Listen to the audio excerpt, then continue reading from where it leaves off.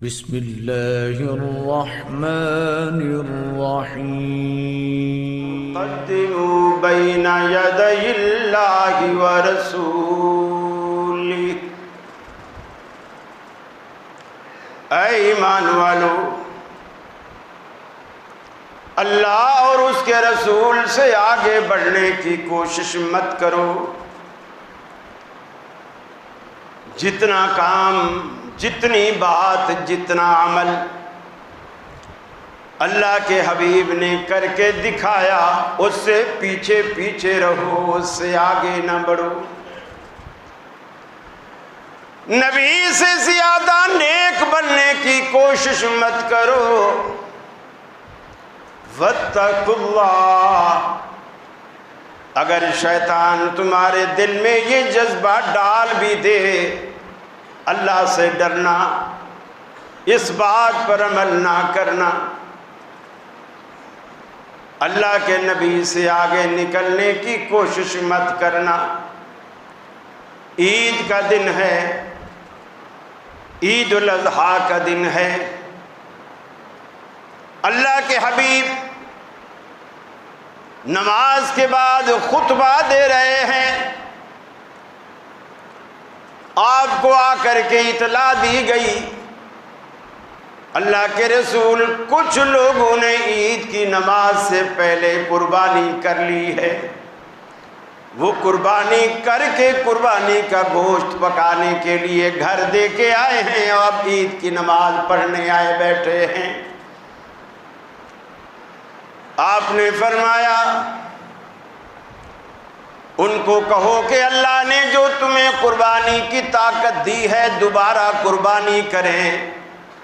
وہ بالکل اسی طرح کا گوشت ہے جس طرح تم روز کھاتے ہو، قربانی سے اس کا کوئی لینا دینا نہیں۔ ایک ہی دن ہے، ایک ہی دن میں کچھ لوگوں نے نماز سے پہلے کی، کچھ لوگوں نے نماز کے بعد قربانی کی۔ پہلے کرنے والے بھی صحابی، بعد میں کرنے والے بھی صحابی۔ پہلے کرنے والے بھی اللہ کے لیے کر رہے ہیں، دوسرے کرنے والے بھی اللہ کے لیے کر رہے ہیں۔ دن بھی ایک ہے، لیکن اللہ کے حبیب فرماتے ہیں جنہوں نے پہلے کی وہ دوبارہ قربانی کریں۔ کیا حرج ہے؟ مجھے بتائیے کیا حرج تھا قربانی نماز سے پہلے کرنے میں اور نماز کے بعد کرنے میں؟ ان دونوں میں فرق کیا ہے؟ تکبیر تو اس نے بھی پڑھی، تکبیر اس نے بھی پڑھی، اس نے بھی اللہ کے لیے کی، اس نے بھی اللہ کے لیے کی۔ وہ بھی صحابی ہے، وہ بھی صحابی ہے۔ فرق کیا ہے؟ جن لوگوں نے عید کی نماز سے پہلے قربانی کی، وہ اللہ اور اس کے رسول سے آگے نکلنے کی کوشش کر رہے ہیں، اور اللہ قرآن میں کہتا ہے لا تقدموا بین یدی اللہ ورسولہ۔ اللہ اور اس کے رسول سے آگے بڑھنے کی، آگے نکلنے کی کوشش مت کرو۔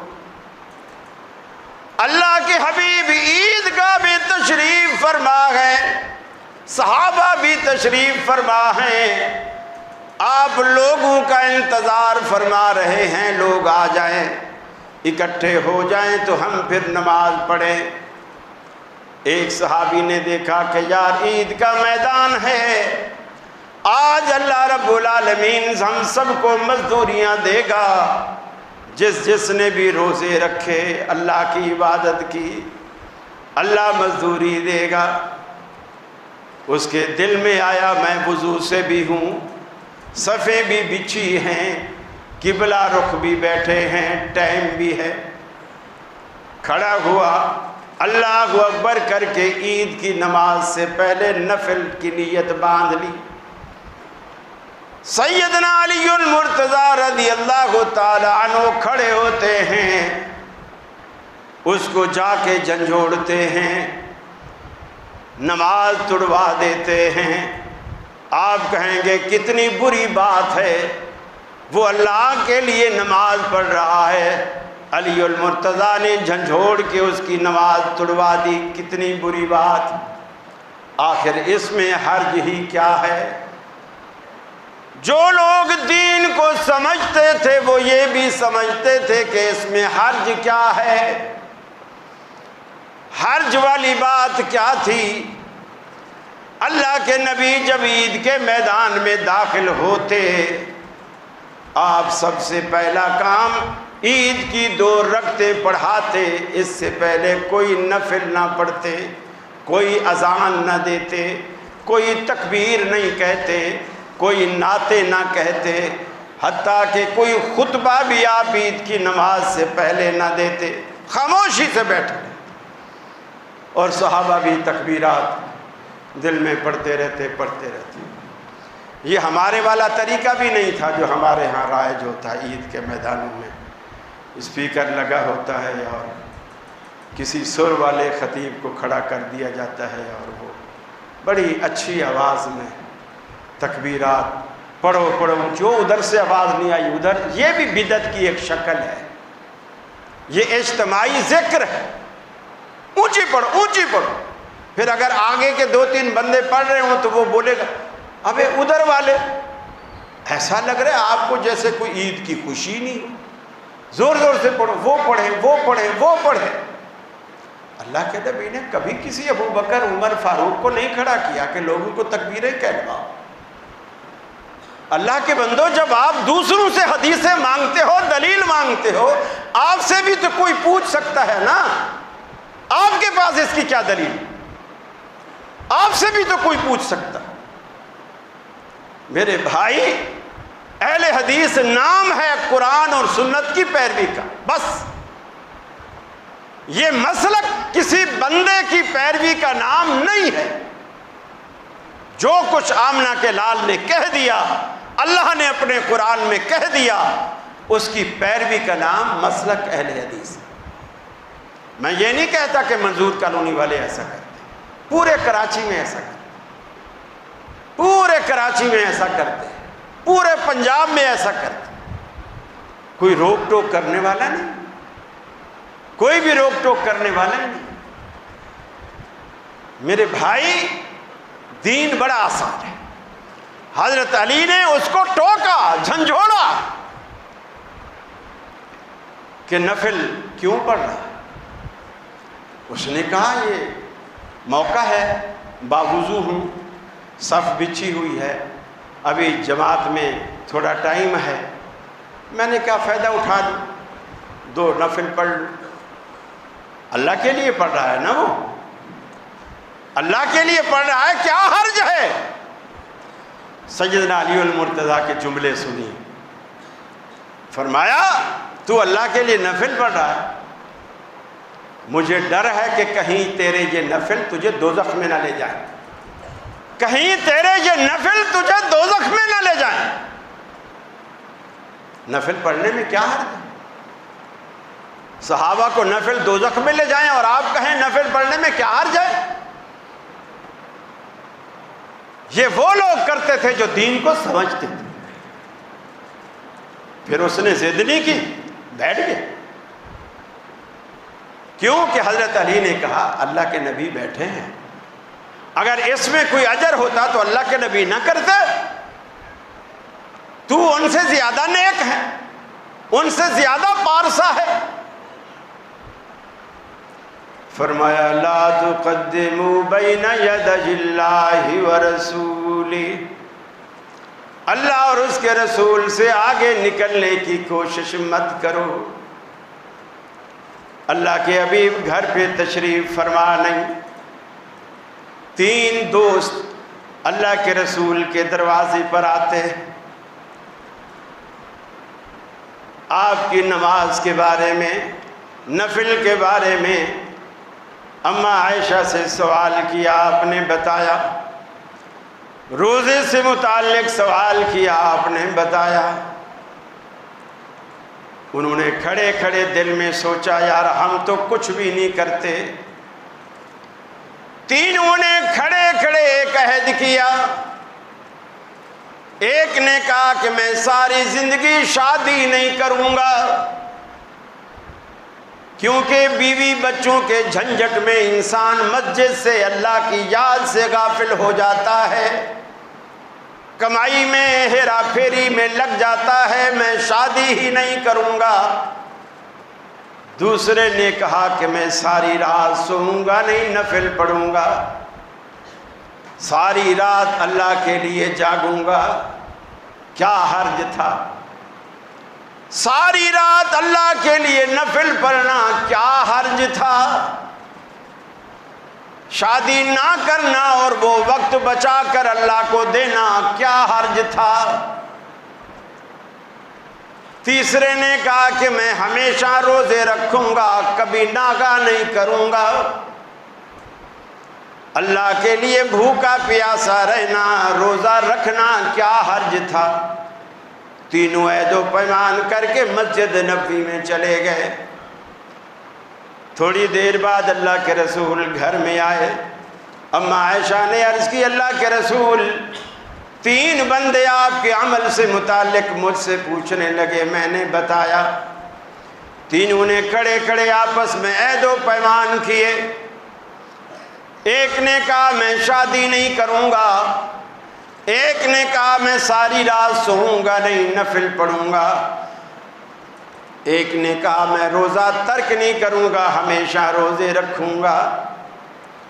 آپ غصے میں گھر سے نکلے، مسجد نبوی کی طرف گئے، تینوں وہاں موجود ہیں۔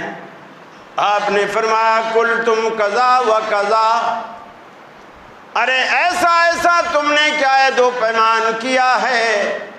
سب نے کہا اللہ کے رسول بالکل ہم نے ایسا کیا ہے، مگر ہمارا مقصد تو نیک ہے۔ آج دنیا میں کتنے لوگ ایسا کہتے ہیں ہمارا مقصد تو نیک، میت کی چارپائی اٹھائیں گے، پڑھو کلمہ شہادت، مقصد نیک ہے۔ 40 قدم پہ جا کر چارپائی کو رکھ کر پھر دعائے بخشش کرو، مقصد نیک ہے۔ قبر پہ دفن کے بعد اذانیں دو، مقصد نیک ہے۔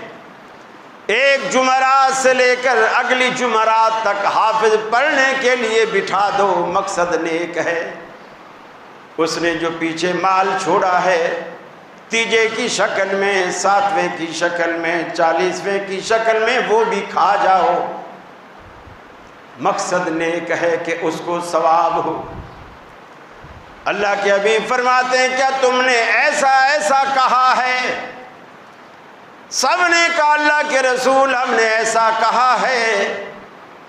آپ نے فرمایا میں تم سب سے زیادہ اللہ کا قریبی ہوں، اللہ سے زیادہ ڈرنے والا، اللہ سے زیادہ، تم سے سب سے زیادہ اللہ سے محبت کرنے والا، لیکن میں راتوں کو سوتا بھی ہوں، جاگتا بھی ہوں، روزہ رکھتا بھی ہوں، روزہ چھوڑتا بھی ہوں، میں نے شادیاں بھی کی ہیں، میرے بیوی بچے بھی موجود ہیں۔ لا تقدموا بین یدی اللہ ورسولہ، اللہ اور اس کے رسول سے آگے بڑھنے کی کوشش مت کرو۔ اب مجھے بتائیے ان لوگوں نے غلط کیا کیا تھا اور اس میں حرج کیا تھا؟ اور تینوں کی نیت نیک تھی۔ عبداللہ بن مسعود رضی اللہ تعالی عنہ اللہ کے حبیب کی وفات کے بعد مسجد نبوی میں آئے، فجر کی اذان کا وقت ہے، آپ مسجد میں داخل ہوئے، دیکھا کہ کچھ لوگ حلقہ بنا کے بیٹھے ہیں، ایک آدمی بیچ میں بیٹھا ہے، گویا ان کا لیڈر اور قائد بنا ہوا ہے۔ وہ جو لیڈر ہے وہ کہتا ہے اللہ اکبر، سارے کہتے ہیں اللہ اکبر، پھر وہ کہتا ہے لا الہ الا اللہ، سارے کہتے ہیں لا الہ الا اللہ، پھر وہ کہتا ہے سبحان اللہ، سارے کہتے ہیں سبحان اللہ، پھر وہ کہتا ہے الحمدللہ، سارے کہتے ہیں الحمدللہ۔ گویا اجتماعی ذکر کی ایک شکل ہے جو نبی کریم کے بعد مسجد نبوی میں شروع کر دی گئی۔ سیدنا عبداللہ بن مسعود کیا فرماتے ہیں؟ ارے اس ذکر سے تو بہتر تھا تم اپنے گناہوں کو گنتے، کہ تمہارے گناہ کتنے ہو گئے تم ان کو گنتے۔ ابھی تو اللہ کے حبیب کا کفن گیلا ہے، وہ بھی خشک نہیں ہوا، اور تم نے ابھی سے بدعتیں شروع کر دی۔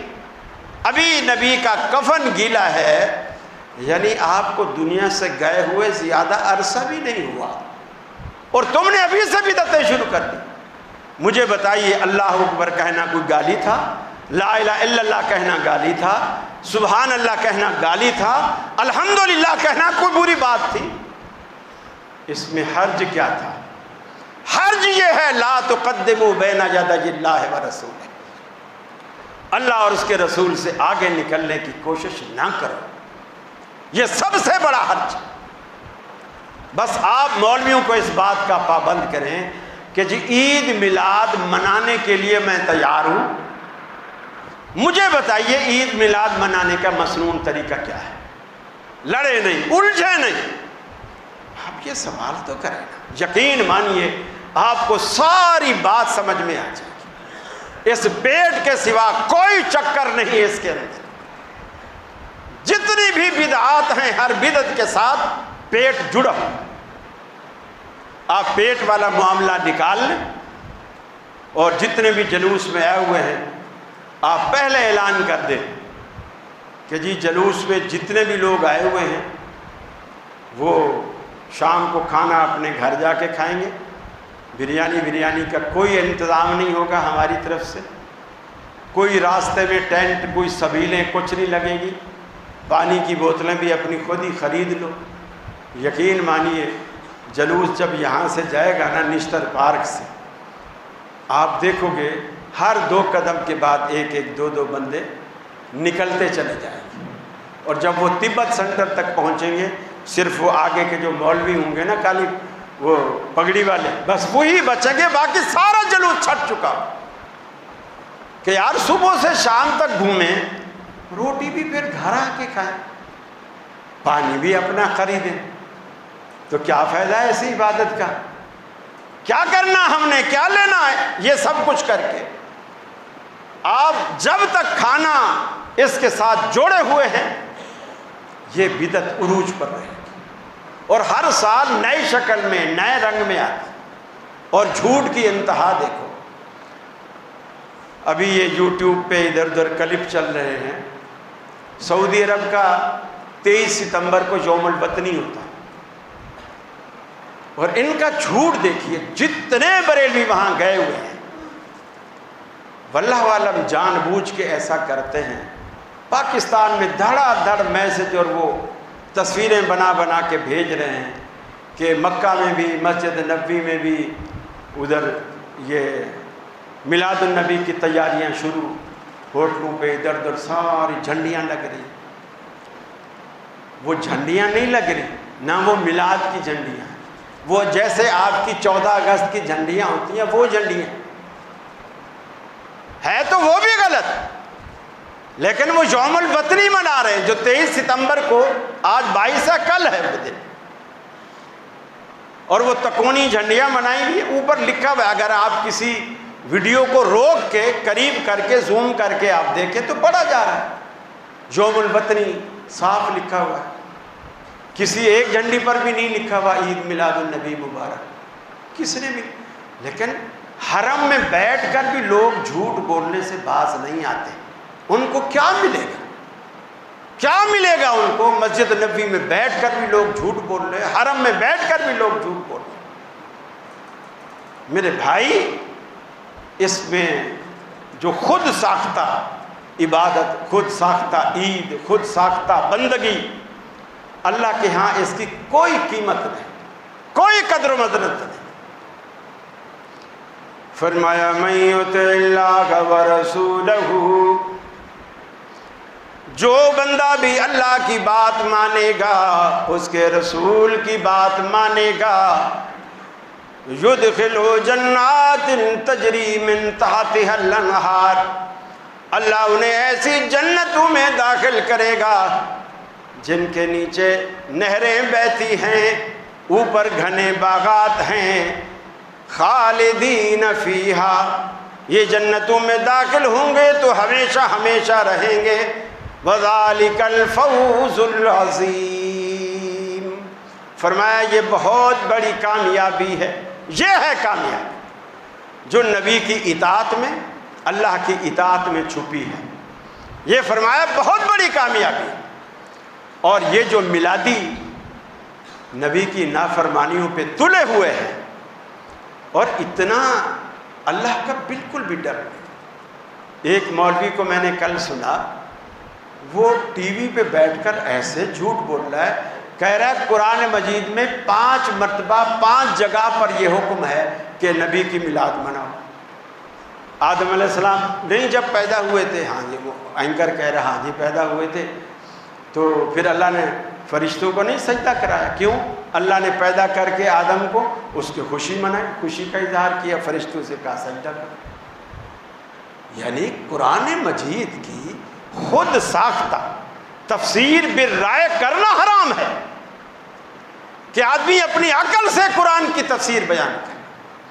اللہ کے حبیب فرماتے ہیں من قال فی القرآن برائیہ فلیتبوأ مقعدہ من النار، جو بندہ قرآن مجید کی تفسیر اپنی رائے سے، عقل سے کرتا ہے، اسے چاہیے کہ اپنا ٹھکانہ دوزخ میں بنا لے۔ اسے چاہیے کہ اب یہ جو 5 مقامات 14ویں صدی کے مولوی کو سارا منہ صاف ہے، داڑھی تک نہیں ہے، یہاں تھوڑی پہ تھوڑی سی بچائی ہوئی ہے، یہ دکھانے کے لیے کہ کسی کو لگے کہ ہاں کچھ، یہ نہ سمجھے کہ خسرا ہے، یہ سمجھے کہ داڑھی ہے، یہاں تھوڑی سی بچائی ہوئی۔